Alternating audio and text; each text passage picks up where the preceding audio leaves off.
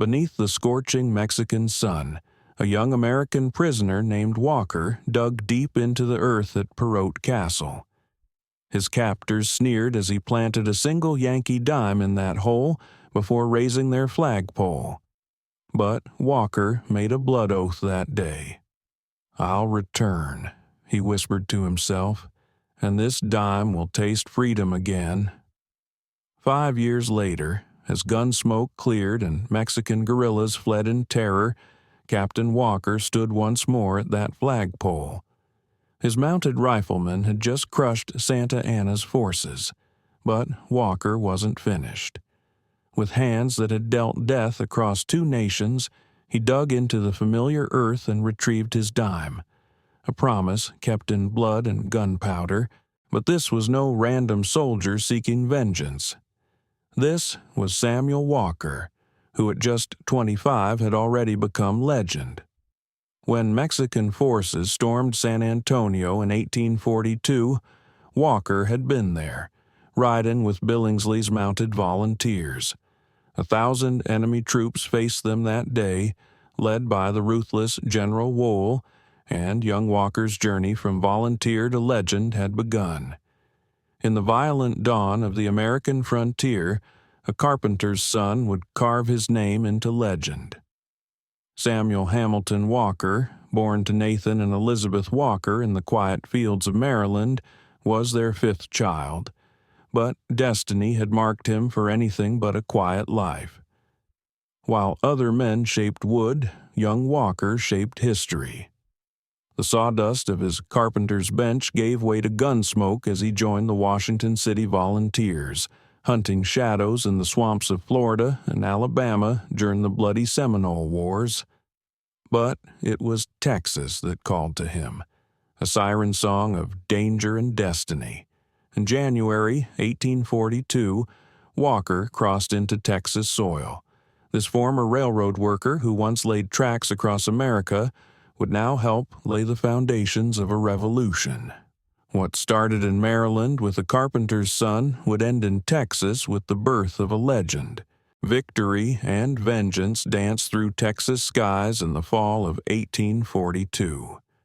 Jesse Billingsley, his own blood still stained on San Jacinto's hallowed ground, led his volunteers toward a destiny at San Antonio. But they weren't alone. Through the dust and heat, 200 fierce-hearted volunteers and a handful of legendary Texas Rangers clashed with Wool's army at Soldado Creek.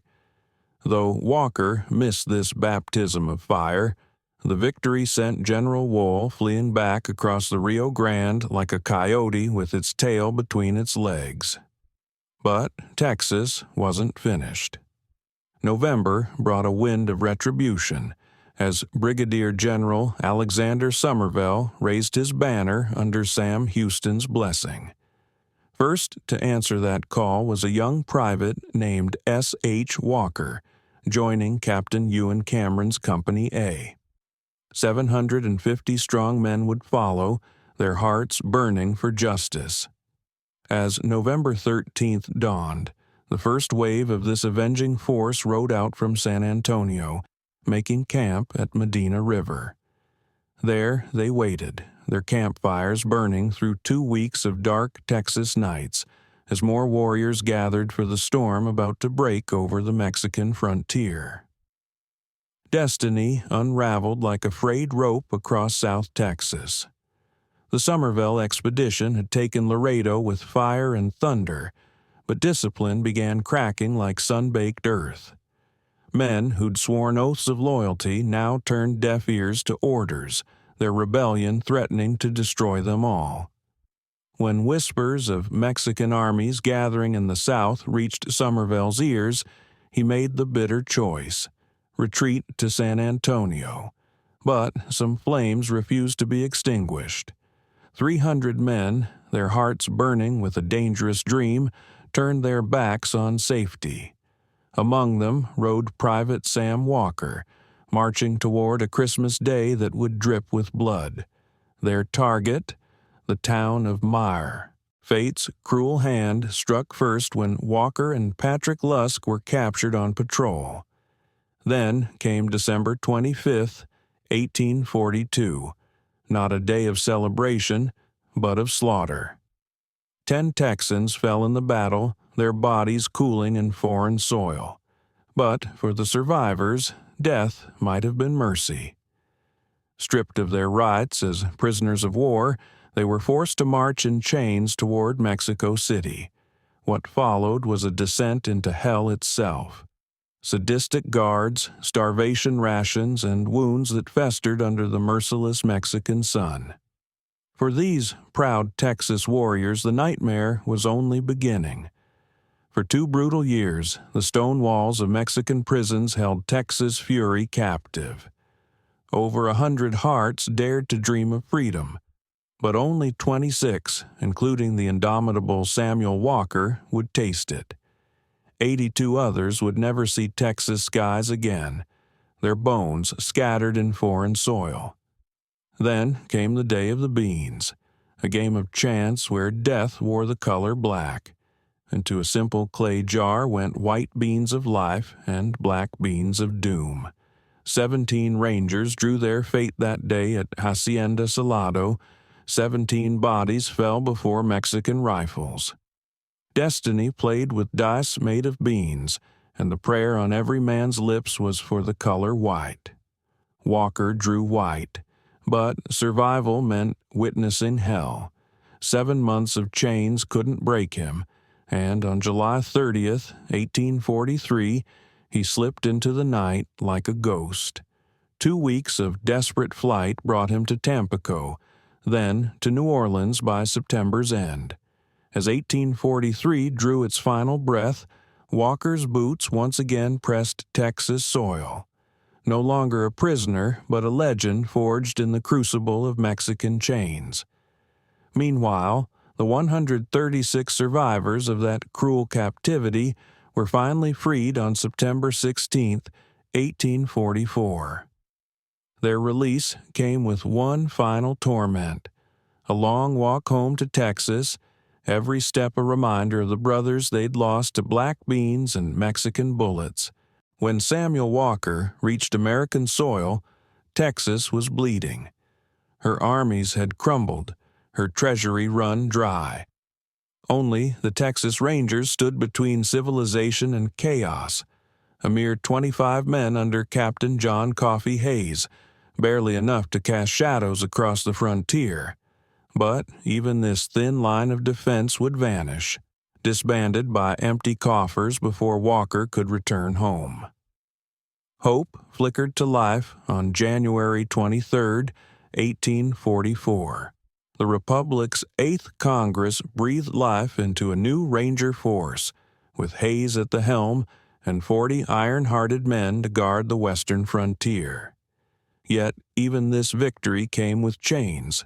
Funds would dry up in mere months, leaving Texas vulnerable once again. But fate had planted a seed of legend in a dusty warehouse at Washington on the Brazos. There, forgotten by time and bureaucracy, lay a cache of weapons that would change history. Patterson Colts, 5-shot revolvers crafted in New Jersey by Sam Colt himself, originally destined for the Texas Navy. When Hayes discovered these .36 caliber harbingers of revolution, he couldn't know he'd just stumbled upon the weapon that would transform frontier warfare forever. In 1839, Sam Colt's revolutionary weapon was scorned by all but the Texas Navy, who snatched up 100 of these delicate pistols at bargain prices. The Patterson had a peculiar flaw. Its trigger dropped from the frame when cocked, making it as dangerous to its user as to any enemy. But where others saw weakness, Captain Hayes saw potential, and in 1844 he armed his Rangers with these cast-off weapons of war. Among those Rangers stood Samuel Walker, his heart still burning with Mexican memories. But vengeance would wait. June 1844 brought different prey, as 15 Rangers, including Walker, rode north of San Antonio hunting Indian raiders. Their quarry found them first. Between the Pedernales and Guadalupe rivers, destiny drew its blade. 60 to 70 Comanche warriors appeared like spirits from the Texas brush, attempting to lure the Rangers into a trap near a spring-fed creek. But Hayes had a secret weapon, those 5-shot Colts that nobody wanted. What followed would change warfare forever. For 13 blood-soaked miles, 15 Rangers unleashed hell against overwhelming odds. The creek, soon to bear Walker's name, witnessed a revolution in combat. When the gunsmoke cleared, 50 Comanches lay dead or wounded, including the mighty Chief Yellow Wolf. The Rangers paid in blood, too. 1 dead, 4 wounded, including Walker himself, who took an Indian lance alongside R.A. Gillespie. As Walker recovered under Mrs. Jacques's care in San Antonio, Hayes penned words that would echo through history. Had it not been for these 5-shot repeating pistols, I doubt what the consequences would have been. The unwanted weapon had just become legend. By late 1844, Texas' sword arm was growing weary. Her Rangers, once again starved of funds, found new life in February 1845 as smaller companies sprouted across the state like wildflowers after rain. But change was coming. When Captain Hayes laid down his badge that August, R.A. Gillespie took command of a force that included the battle-tested Samuel Walker. Their time together would be brief. On September 28th, just months after Texas joined the Union, they were discharged. But warriors rarely rest. Before the ink dried on their discharge papers, Gillespie was already gathering a new force, the Texas Mounted Rangers. Walker, still carrying scars from Mexican chains and Comanche lances, signed on once more. Yet his days as a private were numbered. At 28, Walker's destiny beckoned from Corpus Christi, where General Zachary Taylor was preparing for war with Mexico. The young veteran had powerful cards to play: Florida combat experience, Lieutenant George Meade's friendship, and, most crucially, intimate knowledge of Mexican territory bought with blood and suffering during the Muir expedition. On April 21st, 1846, Walker traded his private stripes for a captain's bars, tasked with raising Taylor's first company of scouts. 93 men answered his call, hardened veterans of Muir and Somervell, Texas Rangers who'd written their names in gunsmoke across the frontier. This wasn't just another military unit. This was Walker's revenge given form and firepower, a force that would send chills down Mexican spines. The Texas Mounted Rangers were riding to war, and this time they weren't coming home without victory. Legends aren't born, they're forged in fire and blood. In the opening flames of the Mexican War, Samuel Walker transformed from soldier to myth. When reports of his death reached American soil, he emerged like a ghost from enemy territory, completing a death-defying mission to Fort Brown. New Orleans celebrated his resurrection by gifting him a magnificent stallion named Tornado, a fitting steed for a man who rode between life and death. The Mexican army retreated across the Rio Grande, leaving defeat's bitter taste at Palo Alto and Resaca de Palma. American victory blazed across the West Coast and New Mexico like wildfire. But Mexico refused to kneel, and war's hunger grew.